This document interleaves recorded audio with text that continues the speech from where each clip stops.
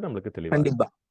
கண்டிப்பா. அப்போ ரத்து செய்தா மட்டும்தான் முகமது நபி மறக்கப்படுவாரு, மறந்து விடுவாரே தவிர, ரத்து செய்யாதப்பட வரைக்கும் முகமது நபி மறக்க முடியாது. இது அல்லாஹ் குடுத்த வாக்குறுதி. ம். ஆனால் முகமது நபி மறந்து போனார். இது நம்ம எங்க பார்க்கலாம் அப்படின்னா, முஸ்லிம் ஹதீஸ் 1442வது ஹதீஸ்ல வந்து நம்ம இந்த செய்திய பார்க்கலாம். அந்த செய்தி நீங்க வாசிச்சு பாருங்க. ஓகே.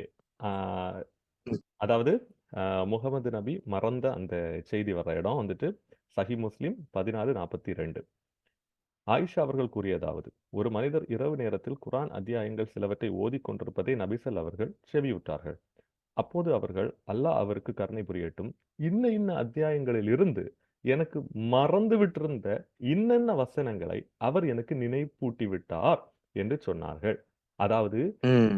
இவர் ஒரு இரவு நேரத்துல ஒருத்தர் வந்துட்டு ஏதோ குர்ஆனை ஓதிக்கொண்டிருக்கிறார். அப்போ ஏற்கனவே சில வசனங்கள்